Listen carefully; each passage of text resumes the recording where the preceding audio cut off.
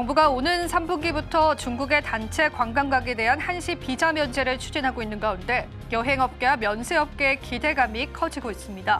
문화체육관광부와 산업계에 따르면 정부는 지난 20일 민생경제점검회의에서 3분기 중 중국이 단체 관광객에 관한 비자 면제를 추진하겠다고 밝혔습니다. 인플루언서 마케팅 플랫폼인 레뷰를 운영하는 레뷰 코퍼레이션의 인수 유력 후보로 LG U+와 다우기술로 좁혀졌다는 소식이 전해졌습니다. 그에 따라서 레뷰 코퍼레이션의 주가가 급등했고요. 인수 유력 후보의 매수세가 몰린 것으로 풀이되고 있습니다. 계속되는 주가의 흐름들 주시해보시죠.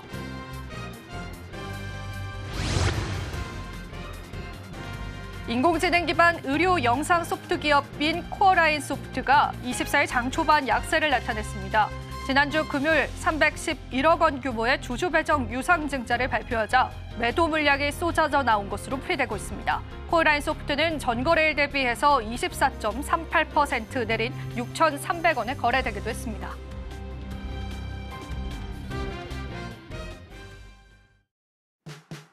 시청자 여러분 안녕하세요. 마켓 쇼쇼쇼 진행을 맡은 이지영입니다.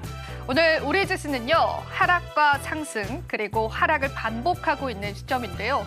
그만큼 시장에서는요, 공시 관련한 뉴스들도 쏟아지고 있고요. 시장의 모멘텀을 가져갈 만한 호재 뉴스들도 공존하고 있습니다. 자, 장마감 30분 앞두고 월요일 시장 어떤 마감가를 형성하고 있는지 저와 함께 체크해 보실 텐데요. 오늘도 주요 종목군들의 흐름 저희와 함께 살펴보도록 하겠습니다. 자, 오늘은 일부 종목군들 제외하고는 시가총액 상위 종목군들이 큰 상승을 나타내고 있지는 않습니다. 삼성전자와 하이닉스가 동반 하락하고 있는데 그래도 하이닉스는 마이크론에 관한 영향을 받아가면서 더 큰 낙폭세를 그려냈지만 5장 들어서는요, 그 낙폭을 만회하는 흐름들 이어져 오고 있고요. 오늘 LG에너지솔루션은 1%의 상승을 나타내면서 지수 자체를 견인해주는 흐름들까지도 확인되고 있습니다. 오늘은 특히나 현대차와 기아차와 같은 자동차 업종들이 시장에서 상승이 나와주고 있는데 월스트리트저널에 따르면 이 관세 리스크가 어느 정도 유예의 가닥을 잡았다라는 소식들이 나오면서요. 관세 리스크를 받아갔었던 현대차와 기아차 오늘 시장에서는 큰 상승을 나타내주고요. 또 현대모비스까지도 상승해주는 흐름 현재도 예상되고 있습니다. 자, 하나 에어로스페이스는 대규모의 유상 증자를 단행한 이후에 자사주 매입을 꺼내들었던 카드로 인해서 오늘 시장에서 다시금 상승 나와주고 있고요. 자, 오늘 또 제약주들의 흐름은 엇갈리는 흐름들 이어지고 있는데 HLB 같은 경우에는 오늘 시장에서는 15%의 상승률을 나타내고 있습니다. HLB는 FDA 승인 허가가 다시금 지연됐지만 재신청에 들어갔다라는 소식들 그리고 추가적으로 저가 매수세가 몰리면서요. 오늘 시장에서는 15%의 탄력세를 나타내고 있습니다. 자, 오늘 HMM도 2%의 상승률 가져가고요. LG화학 역시도 1%의 상승률 가져가고 있습니다. 종목단의 엇갈린 흐름들 연출되고 있습니다. 각각의 색깔에 맞는 개별적인 전략들 필요할 것 같아서요. 오늘도 시장의 리스크들을 헤쳐갈 수 있는 그런 전략들도 함께 준비해봤습니다. 자, 그럼 마감 시장까지 저희와 함께 달려보시죠. 마켓 쇼쇼쇼 2부 출발합니다.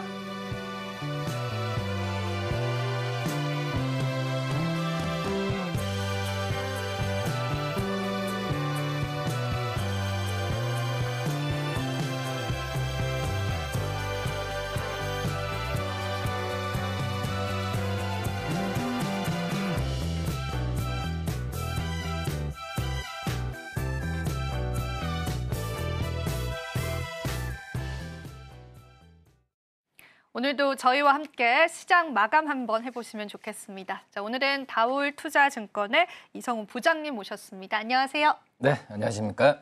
네, 오늘도 시장 전략들 부탁드려 보겠습니다. 저희가 5장 주도 섹터 이어서 준비되어 있는데요. 우선은 시장 한번 살펴보고 저희 다시 찾아뵙겠습니다. 잠시 후에 다시 찾아뵐게요.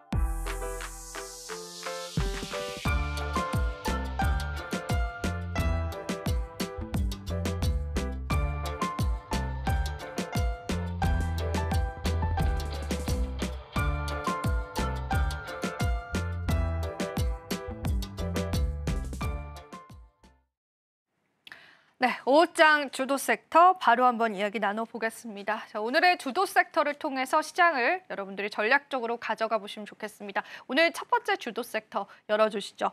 첫 번째는 제약바이오 쪽을 이야기해볼까 합니다. 자, 이쪽 섹터에 관한 급등락의 이슈가 좀 있었죠. HLB가 삼수 도전에 관한 기대감이 나왔습니다. 사실 승인 불발, 풋모커가 불발되고 나서 주가 급격하게 하락을 했는데 오늘은 또 다른 양상입니다. 어떻게 보실까요? 우선 지금 뭐 제약바이오 업종 자체의 특수성이라고 좀 생각이 되고 있어요. 그렇기 때문에 지금 대부분의 제약바이오 업종을 보면은 몇 개 어떤 대형 제약사들을 제외하면은 실적이 그렇게 나오는 기업들은 좀 많이 없는 상황이거든요. 뭐 그렇기 때문에 지금 HLB의 어떤 그 보안 요청서에 대한 요구, 또 이제 그 이후에 또 당사의 어떤 대표이사의 유튜브 방송을 통한 다시 한번 이제 시도에 대한, 그러니까 한마디로 실적과는 지금 당장 어떤 실적과는 무관한 그런 이슈들이라고 볼 수 있겠는데, 하지만 이 제약바이오 업종이 이런 이슈에 주가가 움직이는 폭이 다른 업종 대비해서 굉장히 크다라고 볼 수 있거든요. 그런 특수성은 뭐 그전부터 인지를 했던 그런 상황이라고 볼 수 있겠고, 특히 이제 HLB가 이 신약 승인, 뭐 제도전에 대한 의지를 좀 했었는데, 이제 과거에 작년 5월이었죠. 한 번 또 받았던 상황에서 두 번째 받는다. 그리고 이걸 5월에 다시 도전한다. 참 뭐 이거는 뭐 사업성으로 본다고 하면 어쩔 수 없다라고 볼 수 있겠지만, 이제 저희는 이제 주가적인 측면 생각을 해야 되는데, 그런 부분을 참 예상을 하는 부분도 이 매매 관점에서는 굉장히 힘들거든요. 뭐 그렇기 때문에 뭐 증권사 애널리스트나 어떤 전문가들 같은 경우에도 이 제약바이오 업종에 대해서 주가적인 측면에 대한 부분은 펀더멘탈 접근하기 굉장히 좀 어려운 상황이고, 뭐 그런 점을 본다고 한다면은 당분간 이런 이슈에 대한 부분은 이 이슈에 의한 주가가 움직이는 부분은 어쩔 수 없이 계속 되지 않을까라고 좀 생각이 좀 되고 있고요. 뭐 그리고 지금 오늘도 이제 네이처셀 같은 경우에도 지금 상한가로 집행하는 모습을 보여주었잖아요. 혁신 치료제 어떤 지정이라는 좀 이슈가 좀 나왔는데, 뭐 당장 어떤 이 실적으로, 그러니까 실적이라는 부분은 결국은 임상 상상에 대한 부분을 통과하고, 그리고 특히 이제 미국 쪽에서는 FDA 승인을 받은 이후에 시판한 이후에 실적이 잡히는 부분이거든요. 그런 부분이 시간이 굉장히 좀 걸리는 그런 상황이지만, 뭐 주가는 뭐 선반영 상품이기 때문에 뭐 이 부분을 좀 미리 반영하는 그런 특수성이 있지 않나. 그리고 이런 좀 변동성이 좀 크게 나와주고 있기 때문에 어떻게 보면 혹할 수가 있어요. 매매에 대한 관점이 유동성이 굉장히 단기간에 집중됐다가 또 단기간에 빠져나가는 특성도 있거든요. 뭐 그런 부분은 좀 많이 고려해야 되는 게 이 제약바이오 업종의 트레이딩 관점이지 않을까라고 생각됩니다. 네, 사실 제약주들은 뭐 개별적인 호재에 오늘 또 상한가에 직행했던 그런 기업들도 있는 만큼 우리가 하나하나의 호재를 좀 파악하는 게 중요해 보이고요. 예전처럼 특정한 섹터가 묶어서 간다고 하기에는 요즘 시장은 좀 다른 기조들이 좀 나오는 것 같아요. 그래서 조금 더 까다롭게 이제 기업적인 측면에서 면밀하게 살펴봐야 될 것 같습니다. 특히나 이제 상반기에는 FDA 승인 앞두고 있는 그런 기업들도 많고, 또 거기에다가 학회도 좀 기다리고 있거든요. 그래서 이런 일정들도 여러분들이 살펴보시는 게 좋을 것 같습니다. 일단은 제가 좀 심리적으로 여쭤보고 싶은데, 이 HLB 쪽에 관해서 급격하게 매수세가 몰린 이런 심리들, 사장님 어떻게 생각하세요, 부장님은? 저는 좋게 보진 않고 네. 있어요. 그전에도 이 하한가로 떨어지고 오늘도 본다고 하면은 기본적으로 한번 장 끝나고 또 파악을 해야 되지만, 어떤 개인들의 그런 매매 패턴이 좀 많이 좀 나와주고 있는 상황이거든요. 뭐 그렇기 때문에 글쎄 저는 이제 HLB만 놓고 본다고 했을 때 어떻게 보면은 좀 접근 자체에 대한 부분은 접근을 하고 싶으시면은 한두 번씩 계속 좀 생각을 해야 되는 게 맞다라고 판단되고 있고요. 정확하게 이 기업에 대해서 어떤 이슈나 플로어에 대한 부분을 예측할 수 있다고 한다면은, 뭐 요새는 그런 분위기 아니지만 정보매매 관점에서 할 수 있지만 그런 부분은 굉장히 위험하다라고 말씀을 드릴 수 있겠고, 뭐 그러기 때문에 이 제약 바이오라기보다도 지금은 HLB도 마찬가지예요. 주가가 좀 많이 올라가서 시가총액이 좀 많이 커지고, 뭐 다른 기업도 마찬가지인 것 같으세요. 우선 그 제약바이오 많이 알고 있으시는 뭐 알테오젠이나 뭐 이런 기업들 같은 경우에도 제가 보면은 아직까지는 좀 성장하는 그 제약바이오 회사거든요. 어떤 대장주처럼 지금 시가총액이 커지면서 볼 수는 있겠지만은 지금 본질 자체로 본다고 하면은 아직까지도 개발을 해야 되고 자금을 투자해야 되고 새롭게 지금 올라오는 이제 신약 개발 업체들이기 때문에 그런 부분으로 좀 접근을 1차적으로 하셨으면 좋겠다. 라고 말씀을 드릴 수 있겠고요. 그러기 때문에 뭐 단순 비교하는 건 아니지만은 삼성바이오로지스나 뭐 이 삼성바이오로지스나 이런 기업들은 실적이 나오고 또 섹터도 어떤 CMO 기업이잖아요. 뭐 그런 기업도 이제 셀트리온처럼 좀 안정화되면서 실적도 나오면서 좀 판매 루트나 또 이제 고객사가 많이 확보한 그런 기업들과 비교를 하는 것 자체는 좀 맥락상은 좀 틀려야 된다라고 판단되고 있고요. 지금 HLB나 이런 다른 기업들 같은 경우에는 가능성에 성장주기 때문에 가능성에 투자하는 부분이고 그리고 다른 말씀드렸던 이 셀트리온 또 이제 뭐 유한양행 그리고 이 삼성바이오로직스는 실적주로서 좀 접근을 하는 그 맥락 자체를 좀 다르게 하고 접근하는 전략에 맞지 않을까라고 좀 생각이 됩니다. 네, 좋습니다. 우리가 또 HLB 쪽으로 급격하게 몰렸던 이러한 수급들이 개인들의 매매 패턴을 확인해 볼 수 있는 것 같아서 여러분들이 조금 신중하게 생각을 하셔야 될 부분들은 신중하게 생각을 하고 전략을 잡아보는 게 좋을 것 같고요. 특히나 제약주들은 이번 주에 슈퍼 주총 위크라고도 되어 있고 이 과정에서 사실 저희가 앞서서도 일부에서 금양 이야기를 좀 나누면서 이 상패 위험에 관해서도 이야기를 했거든요. 이런 악재가 낄 수 있는 제약주들 혹은 좀 주목을 할 만한 제약주들 이런 것들 있다면은 몇 가지 좀 언급해 주실 만한 게 있을까요?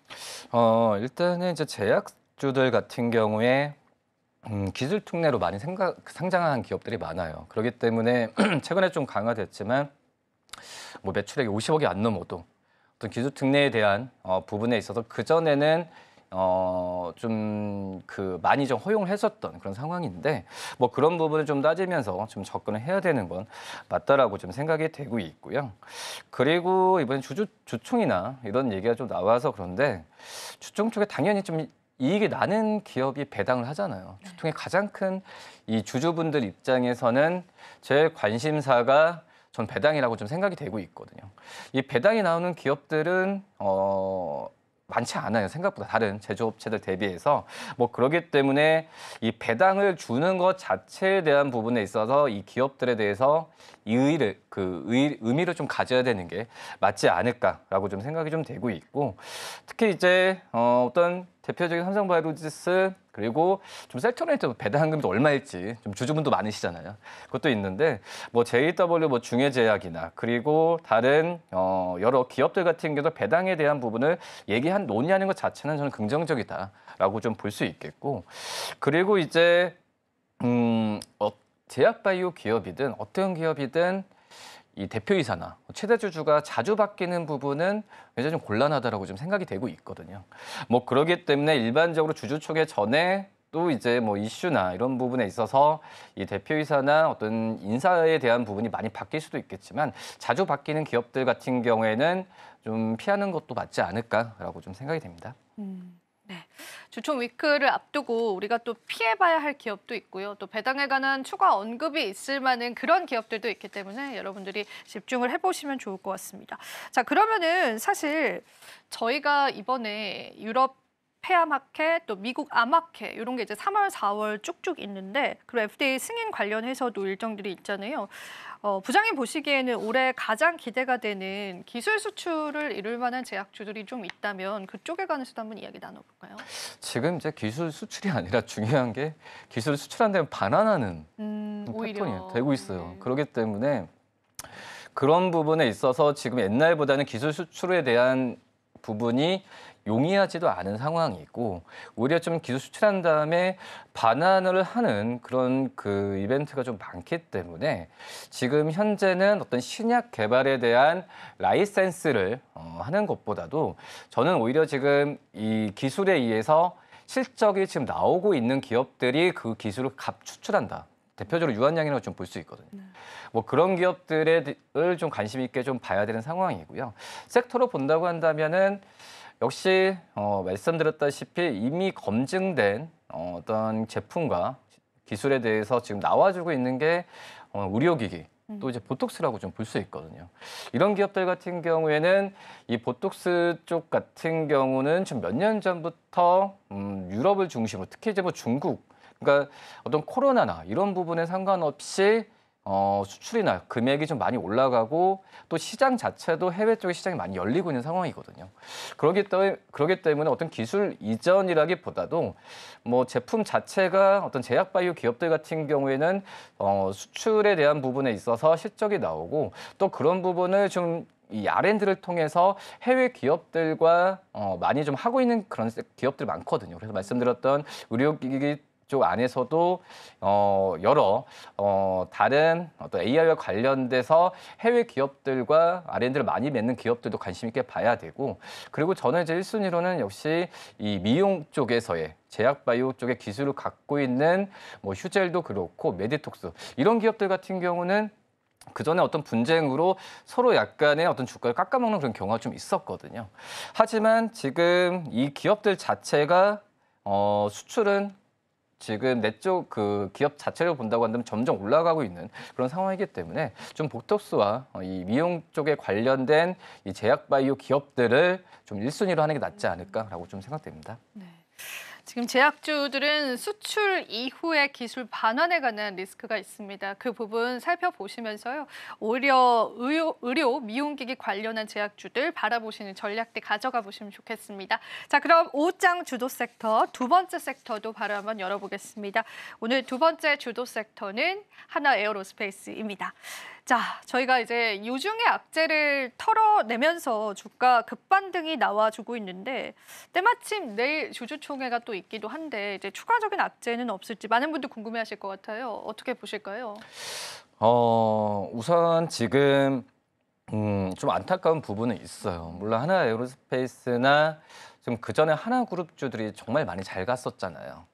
그리고 이제 다시 이제 호주 쪽에서의 이 항공 방산 기업들 인수나 이런 부분에 있어서 하나 기업들의 주가가 좀 많이 올라갔고, 그런 작년에 이 하나 그룹에서도 이제 그 주주 개편이나 이런 부분을 좀 잘했던 상황에서 관심이 1차적으로 모아졌었거든요. 그리고 공격적으로 해외 쪽에서의 방산 기업을 중심으로 또 조선 기업을 중심으로 M&A를 좀 시도했던 부분에 있어서 주가가 생각보다, 그러니까 실적이 좋은 기업들도 있지만 그 실적의 증가 속도보다 주가 속도가 더 많이 가파르게 좀 올라갔던 것도 있어요. 대표적으로 이제 하나 에어로스페이스가 맞다라고 좀 볼 수 있겠는데, 근데 하지만 이 공격적인 투자에 대한 가능성으로 2차적으로 주가가 좀 점프를 했지만 과연 그 돈이 있을까? 하나 그룹 자체적으로도 이런 의구심이 항상 좀 있었거든요. 그런 이유에 지금 현재 이 유증 자체를 했다는 부분이 좀 안타까운 부분이 좀 있다라고 좀 판단이 좀 되고 있고요. 근데 이거에 대해서 주주총회 쪽에서 내일 좀 얘기가 나왔을 때 다시 한번 언급을 제대로 할 수 있을지는 모르겠지만 그거에 대한 명확한 부분을 밝히지 않으면 나중에 향후에 주가적인 측면 또 변동성이 좀 많이 나올 가능성이 좀 있지 않을까라고 좀 생각이 되고 있고, 그리고 이제 하나그룹의 지분 구조상 봤을 때도 계속해서 이 경영 승계나 여러 얘기가 나올 거예요. 또 얼마 전에 지난주에는 하나에너지가 또 이제 이 하나 다른 자회사를 통한 소송이나 이런 부분 얘기가 나왔었거든요. 그렇기 때문에 만약에 그 전에 하나그룹 자체에서 몇 개 종목만 모멘텀, 특히 이제 뭐 하나 에어로스페이스나 이 하나오션 어떤 방산이나 또 하나 엔진처럼 방산이나 조선으로 각기 전투로 주가가 올라갔으면은 지금 현재 이런 분위기 약간 부정적인 이 분위기 나오지 않지 않았을 거라고 생각이 되는데, 너무 하나그룹주들이 전부 다 올라갔던 상황에서 약간 하나그룹 자체적인 이 이미지에 대한 타격이 나오게 된다고 한다면 이 변동성은 계속해서 지속될 가능성이 있다고 판단되고 있거든요. 뭐 그렇기 때문에 주주총회에서 이런 부분을 좀 해소해야 되는 게 1차적으로 있겠고, 그리고 역시 하나 에어로스페이스 유중이 지금 1차적인 지금 시장에서 관심이 있잖아요. 그렇기 때문에 그 부분을 이 큰 모회사라고 할 수 있는 하나그룹이 어느 정도 유중에 참여할지, 뭐 이 부분도 주가에 대한 안정성이나 이런 부분을 다시 한번 좀 할 수 있지 않을까. 이 부분을 좀 키워드로 봐야 되지 않을까라고 생각이 됩니다. 네. 우리가 사실은 큰 맥락에서 주주총회 시즌을 지나오고 있잖아요. 그 과정에서 유상증자에 관한 이슈가 굉장히 많이 부각을 받습니다. 오늘만 하더라도 이제 중소형주들의 유상증자 소식에 주가 자체가 크게 급락하는 모습이 바로 연출이 되기도 했는데 특히 하나 에어로스페이스나 삼성 SDI 같이 비교적 이제 큰 대기업들의 유상증자도 우리가 한 번쯤은 고민해 볼 만한 요소가 있을 것 같습니다. 왜냐하면 계열사를 통해서 충분히 자금을 조달할 수 있음에도 유상증자를 단행한다라는 부분에서 주주들의 비판적인 목소리도 나오고 있거든요. 자, 그러면은 만약에 이렇게 유증에 관한 악재를 안고 크게 급락하는 기업들은 어떤 대응점들을 좀 가져가 봐야 될까요? 일단 이제 유상증자가 뭐 두 가지죠. 뭐 첫 번째는 신사업의 진출. 뭐 이 부분은 좀 좋은 그런 이슈라고 볼 수 있겠고, 두 번째는 이제 뭐 재무구조 개편이나 재무구조에 대한 부분을 탄탄하게 하기 위한 또 이제 차입금이나 이런 부분을 어떤 그 좀 만회하기 위해서 유증을 하는 경우가 있을 텐데, 뭐 전자적인 측면에서는 긍정적일 수 있어요. 지금 앞서서 저희가 제약바이오 주들도 지금 얘기를 했지만 유증을 할 수밖에 없는 상황이거든요. 왜냐하면은 투자에 대한 부분을 필수적인 산업의 가장 큰 요소로 생각하는 기업들 같은 경우에는 유증을 할 수밖에 없는 그런 상황이지만, 두 번째처럼 어떤 재무구조 개편을 재무구조 쪽으로 재무가 불안한 상황에서 유증을 한다. 근데 이 부분을 또 대부분의 기업들 신사업, 사업 투자에 대한 부분을 포장을 할 수가 있거든요.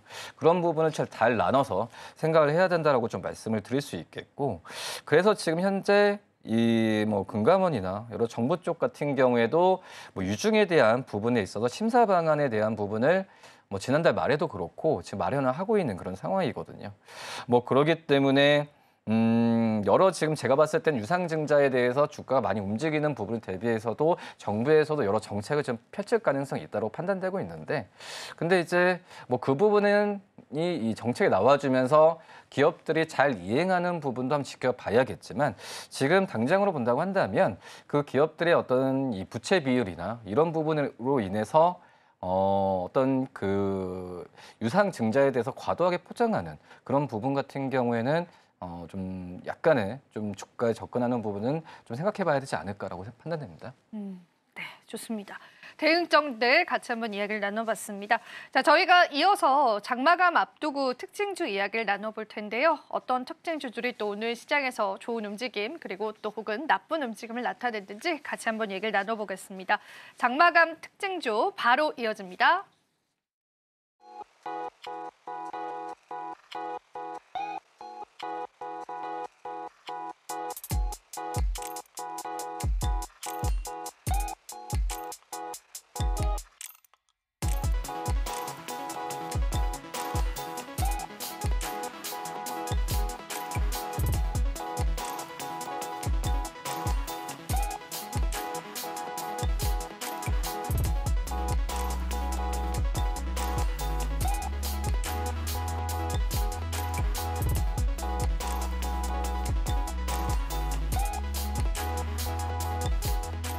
네, 장 마감까지 얼마 남지 않았습니다. 오늘 시장을 강하게 나눴던 업종과 종목은 어떤 게 있는지 정리해보도록 할 텐데요. 먼저 상승하는 업종부터 만나보겠습니다. 상승하는 업종 첫 번째, 바로 자동차 부품인데요. 오늘 현대차 잘 가졌고요. 또 2차 전지도 좋은 흐름 보여주면서 많이들 상승세 탄력받았습니다. 오늘 모티브 링크, 화신, 그리고 성우 화이텍, 마지막으로 한국 모브넥스까지 강세 흐름 보였네요. 다음으로 상승하는 업종으로 저는 엔터테인먼트 골라봤습니다. 연일 약세 흐름을 면치 못했던 엔터인데요. 오늘은 상승불 켜줬습니다. YG 엔터테인먼트랑 YG 플러스 양사 모두 상승불 켜줬고요. 이외에도 아센디오, 아티스트 유나이티드도 좋은 흐름 보였네요. 다음으로 하락하는 업종입니다. 바로 의료기기인데요. 의료기기 같은 경우에는 개별 이슈로 하락 장세였습니다. 코어 라인소프트, 하이로닉, 그리고 이제 플라즈맥, 비올까지 이제 저조한 흐름 보였네요. 다음으로 특징주부터 하나씩 살펴보도록 하겠습니다. 첫 번째 특징주, 바로 모티브 링크입니다. 모티브 링크 같은 경우에는요, 지난달에 코스닥에 상장한 따끈따끈한 새내기 종목인데요. 전기차 부품의 핵심 기술력을 갖추고 있는 기업입니다.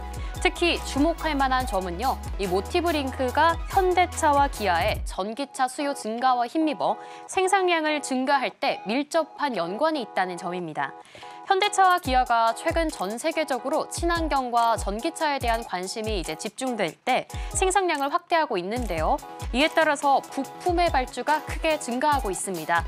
이때 모티브링크가 이들 기업에 부품을 공급하는 핵심 파트너사로 꼽히고 있습니다. 앞으로 현대와 기아의 친환경차 수요가 증가함에 따라 실적 성장에 어떤 기여가 될지 주목해볼 만한 지점이고요. 때문에 전기차 시장의 일시적인 침체였던 이 캐즘 현상을 극복하고 앞으로 어디까지 좀 날개를 펼칠 수 있을지 주목할 만한 기업인 것 같습니다. 다음으로 오늘 장중 흐름 한번 살펴보도록 하겠습니다. 오늘 장 초반에는 큰 상승을 보이지 못했지만요. 12시를 기점으로 13,700원의 고점을 돌파했습니다. 시작가는 11,800원이었네요. 현재는 13,340원으로 13% 넘는 상승폭 보여주고 있습니다. 수급 같은 경우에는요. 외국인과 기관은 모두 팔아냈지만 상승부를 지켜준 종목으로 보여지고 있습니다. 그동안 2월 말에 하락을 한 후에 계속해서 하락 추세 구간 안에서 이 횡보를 했던 종목인데 오늘의 반등으로 계속 강세를 이어갈 수 있을지 좀 주목되는 지점이고요. 이 종목 이외에도 잠시 후에 시장을 이기는 뉴스에서요. 자동차 부품에 대한 자세한 이야기 나눠보도록 하겠습니다. 관련된 이 투자 전략도 알려드릴 테니까요. 끝까지 채널 고정 부탁드리고요. 그럼 다음 특징주도 만나보도록 하겠습니다. 엔터테인먼트 안에서는 YG 엔터테인먼트 골라봤습니다. 이 YG 엔터테인먼트는 장 초반부터 좋은 흐름 보여줬었는데요. 그동안 YG 엔터테인먼트는 물론 엔터주 모두 좀 저조한 흐름을 보였습니다. 그러나 오늘 YG 엔터테인먼트 시장의 눈길을 사로잡았었는데요. 먼저 블랙핑크의 월드 투어 소식이 있습니다. 이 월드 투어 일정에 대한 기대감이 오늘 주가 상승을 견인했는데요. 오는 7월 시작하는 새 월드 투어의 규모를 10개 도시 18회차로 확대한다는 소식이 들려왔습니다. 이것만으로도 올해와 내년에 있어서요. 합산 영업이익이 시장 예상치를 웃돌 것이다라는 기대감이 반영됐습니다.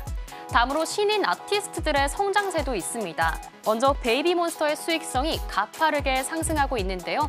현재 진행되고 있는 일본 콘서트 역시도 연일 매진 횡보를 이어가고 있고요. 베이비몬스터 이외에도 트레저도 좋은 상승 보여주고 있습니다. 음반 판매량도 10% 넘게 상승하면서 좀 긍정적인 흐름 이어지고 있습니다. 마지막으로 오늘 증권가에서 리포트도 나왔습니다. 현재는 이제 주가가 저평가되어 있다고 보고 있는데요. 이 때문에 기대감이 몰린 것으로 보여지고 있습니다. 그렇다면 오늘의 장중 흐름은 어땠을까요? 오늘 장중 흐름 살펴보도록 하겠습니다. YG 엔터테인먼트 같은 경우에는 61,500원에서 시작해서 연일 상승세를 이어갔습니다. 네, 이렇게 수급도 살펴보시면요. 외국인과 기관이 쌍끌이 사들였던 종목이었습니다. 바로 다음 특징주도 한번 살펴보겠습니다. 다음 특징주는 코어라인 소프트인데요. 코어라인 소프트는 오늘 27% 넘는 하락세를 기록했습니다. 앞서도 3월 유증에 대해서 이야기를 들려드렸는데요. 이 종목 역시도 유상증자에 대한 소식이 금요일에 들려왔습니다. 300억 원대의 유상증자 소식에 이 주가가 좀 흔들렸습니다. 그 때문에 이 주가 약세가 이 유상증자 소식에 따른 주식가치 희석 우려 때문으로 풀이되고 있는데요. 오늘의 장중 흐름은 어땠는지 한번 살펴보도록 하겠습니다. 오늘의 장중 흐름입니다. 오늘 시작가는요. 8,410원에서 시작해서 쭉 떨어져서 6,090원까지 떨어졌습니다. 6,000원대는 방어해주긴 했고요. 또 하한가까지 기록하진 않았지만요. 어마무시한 낙폭이었습니다. 오늘 수급 보시면요. 외국인은 팔아냈지만요. 기관은 매수했던 종목이었습니다. 이렇게 오늘 시장을 강타했던 상승과 하락 이야기 모두 나눠봤습니다.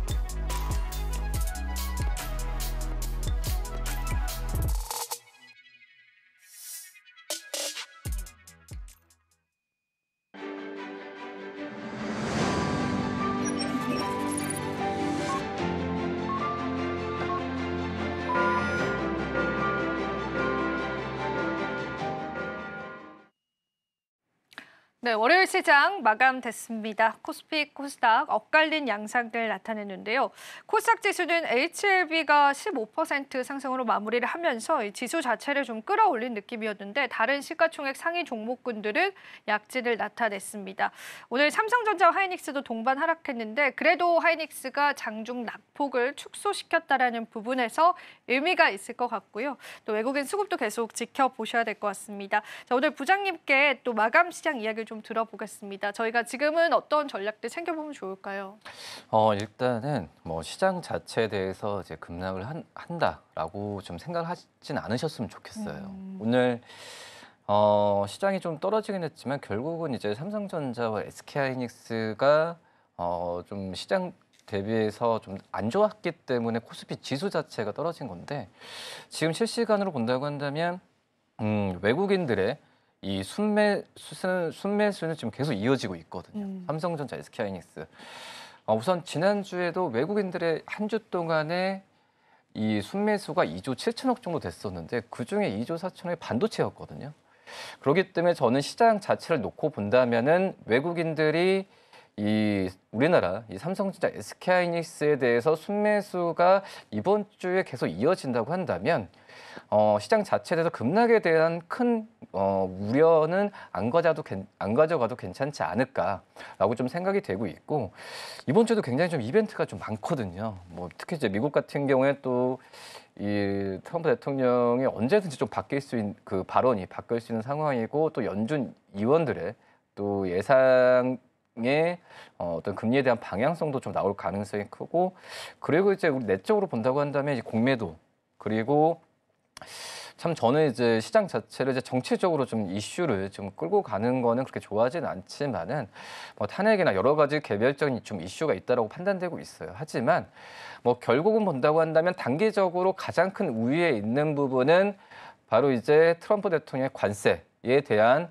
어떤 스탠스가 1차적으로 볼 수 있겠고 그다음에 영순위라고 할 수 있는 부분이 외국인들이 우리나라 특히 이제 반도체 테크 기업들한테 계속해서 이 매수에 대한 관점이 나온다고 한다면은 시장은 크게 급락할 일은 좀 제한적이지 않을까라고 좀 판단이 좀 되고 있고요. 그렇기 때문에 오늘 장 끝나고 정확한 집계를 봐야겠지만 오늘 그래도 외국인들의 순매수한 기업들을 본다고 한다면 뭐 삼성전자, SK하이닉스, 또 현대차, 기아, 현대모비스 이런 우리나라 대표적인 수출주들에 대한 매수 관점을 유지한다는 것 자체가 저는 오늘 시장은 좀 이 플러스로는 끝나진 않았지만은 긍정적인 관점으로 봐야 되는 게 맞지 않을까라고 좀 생각이 되고 있고요. 그리고 앞서서 저희가 좀 제약바이오주도 얘기했지만 뭐 HLB 그룹주나 여러 기업들의 등락폭에 의한 시장 전체적인 분위기가 예전만큼은 따라가지 않은 건 좀 많이 느껴지고 있는 상황이거든요. 뭐 그런 부분을 본다고 한다면 저는 오늘 시장을 좀 긍정적으로 좀 계속 스탠스를 가져가도 나쁘지 않다 이렇게 좀 판단됩니다. 네. 오늘 비록 코스피 지수는 하락을 했지만 그래도 시장을 긍정적으로 바라볼 수 있을 만한 요인들을 짚어주셨는데요. 여러분들께서도 한번 복귀해 보시면 좋겠습니다. 자, 그럼 저희 내일장 전략 잡아보셔야겠죠. 시장을 이기는 뉴스를 통해서 여러분들이 전략을 잡아보실 수 있는데요. 오늘도 뉴스 미리 보기 준비되어 있습니다. 오늘은 어떤 뉴스 저희가 바라볼까요? 네, 시장을 이기는 뉴스 미리 만나보는 코너입니다. 오늘의 뉴스는 바로 자동차 관세인데요. 다음 달 2일이죠. 트럼프가 상호 관세 관련해서 어떤 부과를 하게 될지 기다려지고 있습니다. 네, 이 흐름에 맞춰 현대차를 비롯한 글로벌 자동차 업계가 대미 수출을 서두르고 있다는 관측이 나오고 있는데요. 수입산 자동차도 이 관세 부과를 피해갈 수 없는 업종 중 하나이기 때문입니다. 물론 다음 달 2일 상호 관세를 발표할 때 수위를 조절할 전망이며 자동차, 반도체 등 특정 산업에 대한 관세는 포함되지 않을 것이라는 보도가 나오기도 했지만요. 지난달 18일 관련 질문에서는요. 아마 여러분에게 4월 2일에 이야기할 텐데 25% 정도가 될 것이라고 답한 바도 있습니다. 이에 현재 자동차 제조사들의 요청으로 해운 업체들이 아시아, 유럽에서 평소보다 수천 대 더 많은 차량을 미국으로 실어 나르기 위해 움직이고 있다고 보도했습니다. 역시 업체들 중엔 한국의 현대차와 기아도 있다고 전했는데요. 또 지난달 통계를 보면 한국에서 북미로 보내는 차량이 전년 동기 대비 15% 늘었고 유럽연합과 일본도 미국으로 보내는 차량이 각각 22%, 14% 증가했다고 합니다. 현대차는 관세 대응 전략에 대한 언급을 거부하면서도 우리는 시장 상황에 적응하기 위해 계획을 계속해서 최적화하고 있다고 답했습니다. 이러한 불확실성에도 불구하고요, 오늘 현대차는 강세를 보였습니다. 기존 입장과 달리 자동차 품목별 관세 부과는 뒤로 미뤄두지 않을까 하는 기대감, 그리고 미국 시장 진출 29년 만에 현대차 기아가 누적 판매 3천만 대를 기록을 세울 것이라는 점도 호재로 작용했습니다. 과연 다음 주에 있을 상호관세 부과 발표에 있어서 어떤 말이 나올지 기대되는 지점인데요. 자동차, 그리고 자동차 부품도 어떤 전망이 기다리고 있을까요? 관련해서 자세하게 이야기 나눠보겠습니다. 지금까지 뉴스 미리 보기였습니다. 네, 뉴스 미리 봤다면 오늘 주제 저희가 바로 한번 열어보고요. 시장에 관한 전략들 잡아보도록 하겠습니다. 자, 오늘의 주제 바로 한번 열어주시죠. 오늘의 주제는요, 트럼프의 유연한 관세 정책으로 인해서 자동차주들의 리스크가 좀 거칠까 이런 부분인데요. 오늘 사실 한 오전 10시쯤 갑자기 자동차 관련한 대표주들이 급격하게 상승이 나오더라고요. 오늘 어떻게 보셨어요, 이런 현상들? 우선 뭐 상호관세에 대해서 이제 수위를 조절한다. 또 이제 그 자동차나 어떤 반도체에 대해서 특정 산업에 대해서 관세를 부과하지 않을 수도 있다라고 얘기는 했지만, 저는 솔직히 참 믿긴 믿을 수 힘들거든요. 없다. 네, 왜냐하면은 지금 결국은 우리나라 이 자동차 쪽도 결국은 미국 쪽에서와 비교하면은 흑자를 보이고 있는 상황이거든요. 그렇기 때문에 지금 이 트럼프 대통령은 결국은 물론 이제 뭐 중국이나 이쪽을 더욱더 견제를 하지만 미국 보호무역주의에서 일단은 손해가 나는 어떤 국가나 어떤 품목 같은 경우에는 관세를 매길 수밖에 없는 상황으로 가지 않을까. 어떤 국가는 봐주고 어떤 국가는 봐준다라는 부분이 일정하게 지금까지 패턴으로 본다고, 그러니까 트럼프 대통령이 당선된 이후에 일정하게 어떤 패턴을 보여줬으면은 좀 믿겠지만은 저는 이 부분은 계속 지켜봐야 되는 게 맞다라고 판단되고 있고요. 그나마 지금 이 트럼프 관세 쪽에서 비껴 나가는 게 저는 이제 조선 같거든요. 오히려요. 네. 왜냐하면은 미국은 조선에 대한 기술이 거의 없잖아요. 네. 뭐 전 세계적으로 본다고 하더라도 뭐 중국, 일본, 우리나라라고 볼 수 있겠는데, 뭐 중국 쪽에 손을 뭐 벌리는 부분은 약간은 유보한다고 하더라도 결국은 이제 우리나라 쪽에서의 조선 기업들한테는 직접적으로 당선된 이후에 전화를 하면서 요청을 했던, 그러니까 이런 산업 외에는 저는 어떤 관세에 대한 부과를 한다 안 한다라는 일정 기준이 없으면은 결국은 이끌려 갈 수밖에 없다라고 좀 생각이 좀 되고 있거든요. 뭐 그러기 때문에 반도체도 그렇고 자동차도 그렇고 지금 현재 미국의 현지 공장에서 어떤 생산에 대해서 차분하게 준비를 잘하고 있는, 그러니까 이런 부분에 있어서 관세를 피한다라는 관점으로 가야 되지, 관세를 부과한다 안 한다는 부분을 예측을 하면서 이 주가적인 측면을 접근하는 거는 굉장히 좀 위험한 건 맞다라고 좀 생각이 좀 되고 있습니다. 일단은 지금 저희가 중요한 내용의 골자는 이 관세 리스크 유예에 관한 이야기가 나오긴 했지만 우리가 이걸 또 100% 신뢰할 수는 없습니다. 그래서 그에 맞는 시장 대응이 중요할 것 같고, 오히려 관세를 피해갈 수 있는 그러한 섹터군들 본다면은 조선주들을 조금 더 긍정적으로 바라봐 주셨는데, 사실 이런 또 조선주를 바라보는 우리가 이유들은 이전부터 시장에 반영이 되고 있기도 했었죠. 그런데 일단은 저희가 지금 오늘 이미 이제 자동차 대표주들에게 어느 정도 상승이 나와 있는 상황에서 대장주 쪽을 봐야 하는지 부품주 쪽을 봐야 하는지에 관해서도 개인 투자자분들은 고민을 좀 하실 것 같은데요. 어떻게 생각하실까요, 부장님은? 저는 이제 완성차보다는 주가가 지금 현재 말해주는 것 같아요. 완성차보다는 이 부품주들로 접근해야 되는 게 맞다라고 좀 생각이 되고 있고요. 이 대형 완성차 같은 경우에는 일단은 산업 자체가 호황을 맞이했을 때, 그러니까 작년 어떤 중반 같은 경우 호황을 맞이했을 때는 주가가 뭐 잘 갈 수는 있겠지만, 뭐 그때는 이제 이 정부에서 밸류 프로그램이나 이런 부분도 도와줬었죠. 근데 하지만은 지금 약간 이익이 둔화될 것 같은 시점에서는 강력한 모멘텀이 나오면은 이 전반 기업들 같은 경우가 가기가 굉장히 좀 힘들거든요. 그건 역사적으로 되풀이된 상황이었는데 지금 현재 구간이 그건 것 같아요. 호황을 맞이해서 작년에 현대차나 기아의 실적이 좋았을 때는 먼저 반응을 했잖아요. 전반 기업들이. 오히려 부품주들 같은 경우에는 주가가 좀 반응을 안 했었던 그런 상황이었고 지금 현재 같은 경우가 뭐 이익 구간이 확실하게 떨어진다는 것보다도 일정 수준의 이익 구간 올라와서 그 부분을 어떤 대형 모멘텀이 없고 유지만 된다고 한다면은 이 대형 전반 기업들이 주가가 가는 부분보다도 이 자동차 부품주들이 가는 속도가 더 빠르거든요. 그렇기 때문에 지금 현재 본다고 하면은 이 대형주들보다는 자동차 부품주들을 1차적으로 들어가야 되는 게 맞지 않을까라고 좀 생각이 되고 있고요.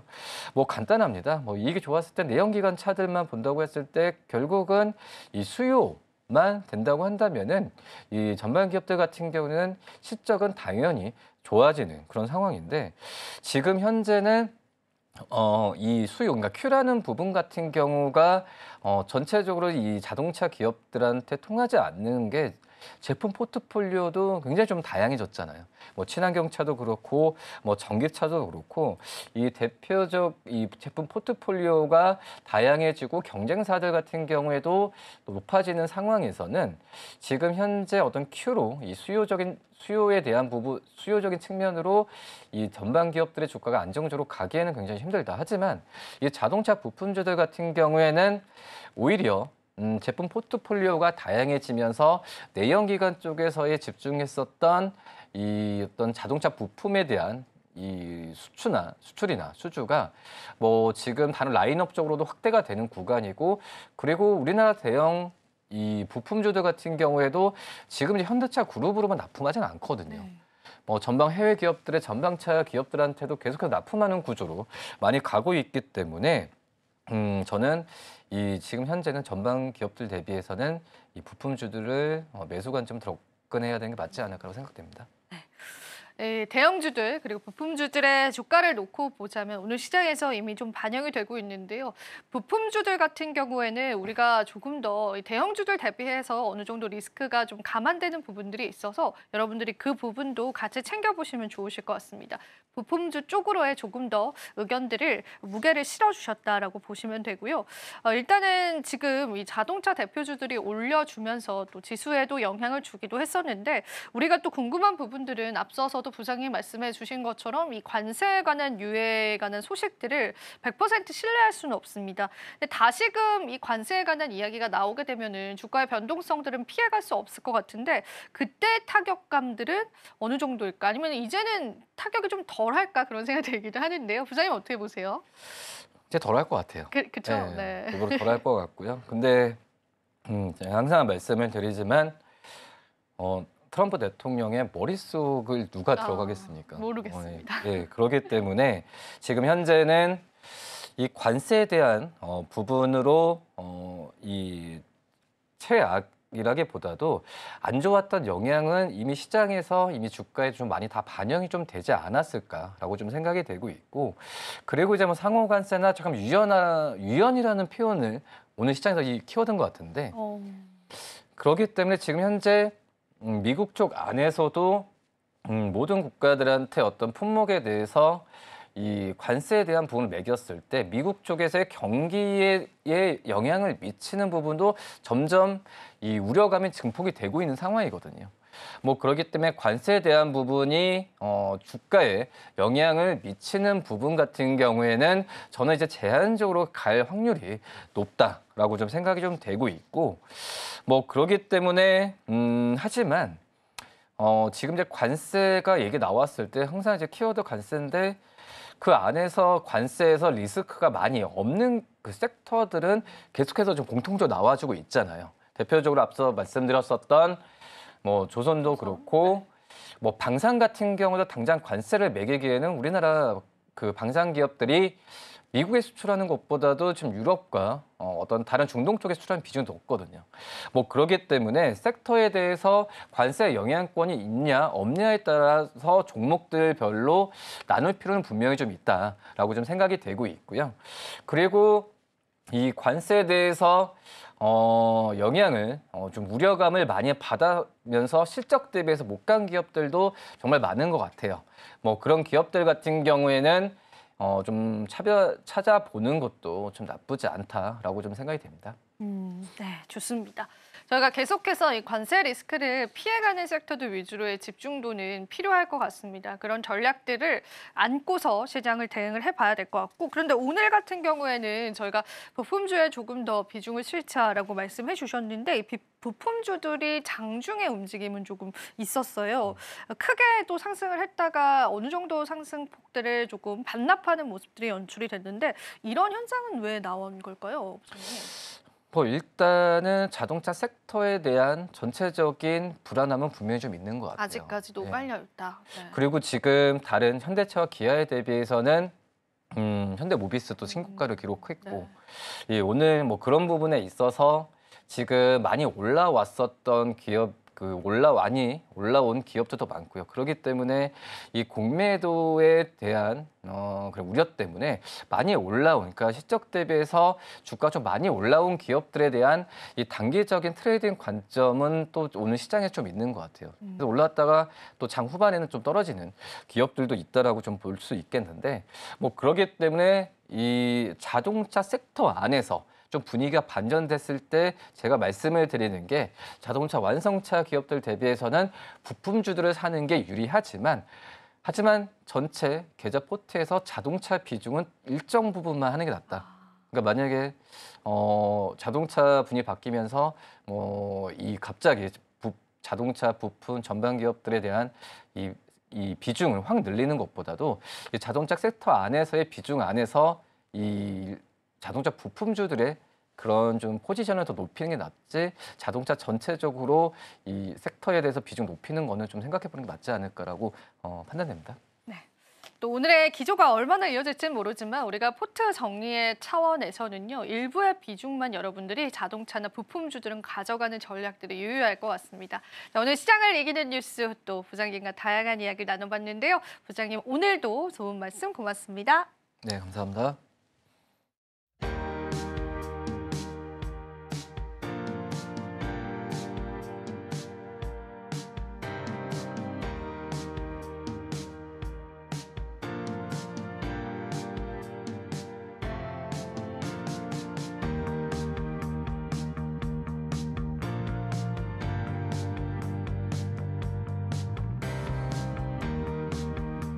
오늘은 다소 아쉬운 시장이 연출이 됐습니다. 우리가 또 주주총회 시즌을 이어오고 있다는 거 잊지 마시고요.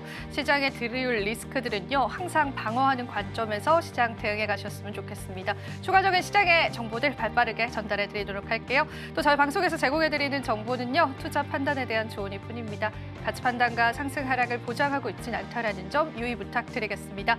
저희는 내일 이 시간 또 찾아뵙도록 할게요. 시청해 주신 여러분 고맙습니다.